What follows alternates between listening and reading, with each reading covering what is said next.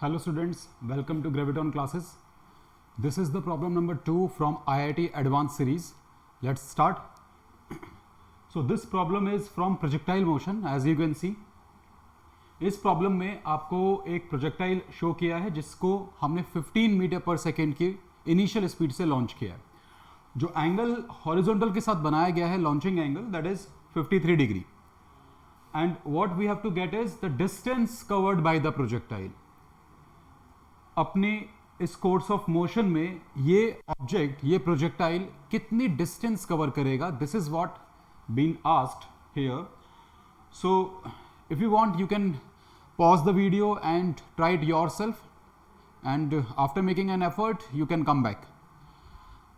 Okay, so for this problem it has been given that g is 10 meter per second square and somewhere down the line in calculations आपके पास एक term शायद आएगा log of 3, natural log of 3, उसको यहां पर approximate करना है 10/9 से. Okay, so let us start the solution. You must be knowing projectile motion. Okay, so आपको जो नॉर्मली पढ़ने को मिलता है that is the calculation of range, the maximum height. Range is the horizontal extension जो projectile ने cover किया, and the height means vertical dimension में y axis के along उसने जितना भी maximum displacement किसी भी moment of time पे किया उस recorded value को हम maximum height बोल देते हैं. लेकिन यहाँ जो question की डिमांड है वो range या मैक्सिमम हाइट नहीं है, rather it is actually the distance covered. Distance covered से क्या मतलब है, जैसे हमने अपने ऑब्जेक्ट को यहां से लॉन्च किया है and this is the trajectory of the projectile. So ये ऑब्जेक्ट इस रास्ते को फॉलो करते हुए ultimately it will land up here. So आपको बताना है कि ये पूरी डिस्टेंस जब इसको इस कर्व के अलोंग ही मेजर किया गया तो वो कितने मीटर की आएगी. This is the distance covered. अगर डिस्प्लेसमेंट पूछा गया होता तो डिस्प्लेसमेंट ऑफ द पार्टिकल यहां आते आते वो रेंज के बराबर हो जाती, बट यहां हमको डिस्टेंस चाहिए. So how to calculate the distance covered by the particle. इसके लिए हमें इस ट्रेजेक्टरी को इनफाइनेटली स्मॉल पार्ट्स में डिवाइड करना होगा. लेट अस सपोज कि इस ट्रेजेक्टरी के एक छोटे से हिस्से को मैं dl बोल रहा हूं. So this is a very small part of this trajectory, this length. ये एक dl है और ऐसे ऐसे infinite number of dls मिल करके इस trajectory को बनाएंगे. तो अगर मुझे इन सभी की अगर मुझे इस पूरे trajectory की लेंथ चाहिए तो ऐसे ऐसे dls को I will have to keep on adding. So mathematically आप dl को इंटीग्रेट करने वाले हैं. सो कैपिटल D मैंने माना है distance covered by the projectile और उसको मैंने integration of these kinds of elements की तरह शो किया है. So this is going to be our starting point. Now how much is this dl. तो अगर आप इनमें से किसी भी एक dl पर फोकस करें then you will be getting कि इसके पास हॉरिजॉन्टल एक्सटेंशन है कुछ और कुछ इसका वर्टिकल एक्सटेंशन है. हॉरिजॉन्टल एक्सटेंशन को आप dx से रिप्रेजेंट कर देंगे एंड वर्टिकल एक्सटेंशन को जनरली हम dy से रिप्रेजेंट करते हैं. So in terms of dx and dy I can write the value of this dl using simple Pythagoras theorem. I can get dl is actually dx square plus dy square और फिर उसका root. Okay, तो capital D is integration of dl. आपने dl को substitute कर दिया यहां से और इसके बाद हमने dx को यहां से कॉमन निकाल दिया है. कॉमन निकाल दिया है द रूट. तो अंदर जो बच जाएगा that will be 1 plus dy by dx का whole square. dy by dx is basically the slope of the graph, slope of the trajectory. तो हमें यहां पर स्लोप ऑफ द ट्रेजेक्टरी भी चाहिए. स्लोप ऑफ द ट्रेजेक्टरी तब मिलेगा जब आपको पहले ट्रेजेक्टरी की इक्वेशन पता हो. इसके लिए हम जानते हैं इक्वेशन ऑफ ट्रेजेक्टरी प्रोजेक्टाइल के लिए क्या होती है. So this is the equation of trajectory. You must be knowing this. This is for the case जब आपने लॉन्चिंग पॉइंट 0,0 चुना हो. अगर आपने 0,0 लिया है then only this will be satisfying. So it is y equals to x tan theta minus half gx square upon u square cos square theta. यहां पर u स्पीड ऑफ प्रोजेक्शन है और theta with respect to the horizontal जो आपने initial angle दिया था object को वो है. Okay, so differentiating this equation with respect to x, so theta will be a constant, so tan theta यहां पे बच जाएगा. यहां पर जो x स्क्वायर है इसका डिफरेंशिएशन 2x हो जाएगा, आप 2x मल्टीप्लाई कर देंगे, बाकी सारा टर्म कांस्टेंट है, so this 2 will get cancelled by that 2. So ultimately I will be having dy by dx is equal to this number. तो हमने शुरू किया था dl को इंटीग्रेट करने से, dl की वैल्यू आपने रख दी, फिर आपने उसको कन्वर्ट कर लिया स्लोप के टर्म्स में और स्लोप आपने यहां से निकाल लिया है. अब आप ये स्लोप की वैल्यू जब इस एक्सप्रेशन में डाल देंगे तो आपको ये फॉर्म मिल जाएगी. So capital D is integration of root over 1 plus slope का square with respect to x. This is what we need to solve now. Now इस इंटीग्रेशन को सॉल्व कर लेने के बाद हमें इंटीग्रेशन की लिमिट्स पुट करनी पड़ेंगी. तो हम इस ट्रेजेक्टरी या इस लेंथ को कब से इंटीग्रेट करना शुरू कर रहे हैं? At the very beginning x was 0 as mentioned here, and at the last moment x will become capital R. Capital R here indicates the horizontal range. So हमारा जो लिमिट्स ऑफ इंटीग्रेशन होगा in terms of x, वो x equals to 0 से start होकर के और range तक जाएगा. Expression for range is 2u square sin theta cos theta upon g. So we will be substituting this value. Okay, लेकिन इस इंटीग्रेशन को सॉल्व करने के लिए पहले आपको इसमें थोड़ा सा मॉडिफिकेशन करना पड़ेगा. We will have to make some assumptions. So what I did, I assumed this quantity within the square function to be z. It's here. So let tan theta minus g upon u square cos square theta times x be z. Then I differentiated both the sides. I get this term. So अब आपके पास इस पूरे term को रखने के लिए z है और आप dx की वैल्यू इस सेकेंड स्टेप से निकाल सकते हैं.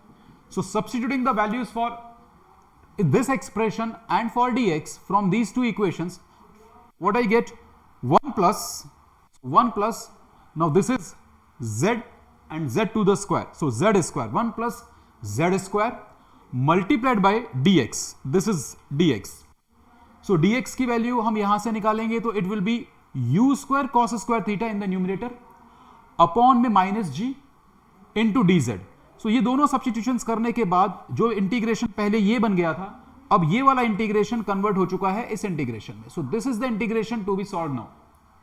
यहां ये जो सेकेंड फैक्टर है u square cos square theta by g, ये पूरा कांस्टेंट है, it can be taken outside. तो इंटीग्रेशन या इंटीग्रेंड बना root over 1 plus z square. With respect to z हमको इसको कैलकुलेट करना है. Previously we had the integration in terms of x, so we were using और we were to use the limits in terms of x only. So x की value 0 से लेकर x की value r तक हमको integrate करना था. अब हमने अपने इंटीग्रेंड को कन्वर्ट कर लिया है z की फॉर्म में, तो इसके लिए हमें अब लिमिट्स को भी चेंज करना पड़ेगा. हमें ये निकालना पड़ेगा कि अगर x 0 है तो z कितना रहा होगा, एंड सिमिलरली अगर x r था तो z कितना हो गया होगा. फिर ये लिमिट्स हम इस इंटीग्रल के सॉल्यूशन में पुट कर देंगे. सो इसको कैलकुलेट करने के लिए I substituted these values x equals to 0 here. अगर मैं x की वैल्यू 0 यहां पुट कर देता हूं तो I will be getting tan theta as the value of z. So z will be equal to tan theta for x equals to 0, and अगर मैं x की वैल्यू r पुट कर दूं इसी एक्सप्रेशन में, let's see what happens then. So यहां मैंने इसको अलग से कैलकुलेट किया हुआ है. So value of z at x equals to r. So tan theta was there, tan theta minus g upon u square cos square theta was already there. इस पूरे टर्म की जगह वहां पर x था, सो x को हमने सब्स्टिट्यूट किया है. ओके, सो अब आप यहां पे x की वैल्यू r ले रहे हैं क्योंकि आप अपर लिमिट की बात कर रहे हैं, तो इसको आपने r वैल्यू डाल दिया 2u square sin theta cos theta by g.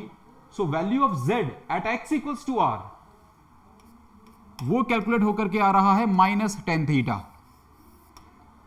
Okay, so till now what we have got x की वैल्यू जब 0 थी तो z की वैल्यू आ रही है tan theta,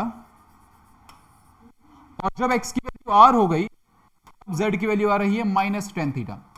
so in terms of z जब हम इसको इंटीग्रेट करेंगे तो limits will vary from tan theta to minus tan theta. Okay, अब अगर z की वैल्यू माइनस tan थीटा है for x equals to r, तो z स्क्वायर प्लस 1 की वैल्यू ये आ जाएगी. मैं ये इसलिए कर रहा हूं क्योंकि इंटीग्रेशन का फॉर्मूला लगाने के बाद ये टर्म भी अपीयर होने वाला है, तो उसको वहां पे सॉल्व ना करके पहले से सॉल्व करके रख लेते हैं. और let's continue from the point. Suppose कीजिए कि this was the expression, sorry this was the expression जो आपको इंटीग्रेट करना था, 1 प्लस जेड स्क्वायर का रूट. इसका जो एक्सपेंशन है, इसका जो फॉर्मूला है इंटीग्रेशन का, वो मैंने यहां पे डायरेक्ट नोट कर लिया. This is the result for the integration of root over 1 plus z square. ये सीधा फॉर्मूला अप्लाई किया गया है. ये इसको आपको x इक्वल्स टू 0 से x इक्वल्स टू r तक इंटीग्रेट. प्रीवियस स्लाइड में देखा कि ये वैल्यू एक्चुअली z बराबर tan थीटा है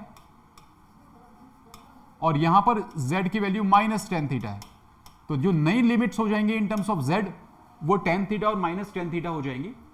सो z की जगह हम वो वैल्यूज रिस्पेक्टिवली पुट कर देंगे. इसके अलावा यहां पर z स्क्वायर प्लस 1 एक टर्म है, यहां पर फिर से z स्क्वायर प्लस 1 एक टर्म है उसके रूट के साथ.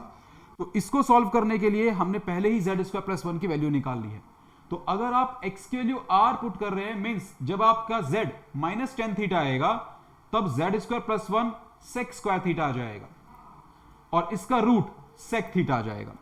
और जब आपने x की वैल्यू 0 पुट करनी थी, मतलब z की वैल्यू आपको जब tan थीटा पुट करनी थी, उस केस में भी z स्क्वायर प्लस 1 का रूट sec थीटा आ जाएगा.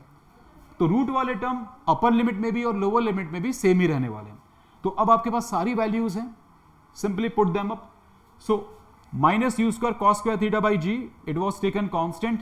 देन z की value for upper limit was minus tan theta, मैंने यहां पे सब्सटीट्यूट कर दिया अपॉन में 2. This term is sec theta, then plus half natural log of z की जगह फिर से sec theta, and z square plus 1 के रूट की जगह पर हमने पुट करना पड़ेगा sec थीटा एंड माइनस में tan थीटा. सो ये tan थीटा माइनस में आया यहां से, ओके, z की जगह पर, और sec थीटा आया है आपका जो स्क्वायर z स्क्वायर प्लस 1 का रूट की वैल्यू थी. सो this is the upper limit. Lower limit put करते हैं, माइनस लोअर लिमिट का मतलब है कि आप z की जगह tan थीटा पुट करेंगे और z स्क्वायर प्लस 1 के रूट की जगह पर sec थीटा पुट करेंगे. z की जगह tan theta upon 2, then z square plus 1 का रूट है तो sec थीटा हो गया, plus half log of z again is this tan theta, z square plus 1 का root is sec theta. So हमने सिंपल वैल्यूज सब्स्टिट्यूट किए हैं केवल. नाउ इसको फर्दर सॉल्व करते हैं तो मैथमेटिकल रीअरेंजमेंट आपको करना है. मैथमेटिकली आपको इस अलजेब्रिक एक्सप्रेशन को, ट्रिग्नोमेट्रिक इक्वेशन को सॉल्व करना है. तो यहां पर minus tan theta sec theta by 2 है और एक और टर्म वैसा ही है. सो आपके पास आ जाएगा minus tan theta sec theta. Log की यहां पर आपको एक सिंपल सी प्रॉपर्टी लगानी पड़ेगी. हमारे पास है half log of sec theta minus tan theta, उसमें से माइनस करना है half log of sec theta plus tan theta. So इन दोनों टर्म्स में से half can be taken common and then we will apply the property log of a minus log of b is log of a upon b. तो वो वाली property लगा देने के बाद I am getting log of sec theta plus tan theta upon sec theta, sorry sec theta minus tan theta upon sec theta plus tan theta. So सिर्फ mathematical solving मैं यहां पे कर रहा हूं. इसके बाद आपने इस फंक्शन को थोड़ा सॉल्व किया. मैंने इस लॉगरिथमिक फंक्शन का जो आर्ग्यूमेंट है उसमें ऊपर भी और नीचे भी, न्यूमरेटर में डिनोमिनेटर में दोनों ही जगह पर आई multiplied it bye cos theta. So sec theta multiplied by cos theta आपको 1 दे देगा. tan थीटा में मल्टीप्लाई करेंगे तो आपके पास sin थीटा आ जाएगा. देन ऐसे नीचे मल्टीप्लाई किया, मैं इसको साइड में आपको करके दिखा देता हूं. मल्टीप्लाई करेंगे यहां पे आ जाएगा minus sin upon then 1 plus sin theta. ये एक्सप्रेशन आपके पास सॉल्व करने की कोशिश की तो I multiplied it by 1 minus sin theta. तो ऊपर आपके पास आ जाएगा इस टर्म का स्क्वायर,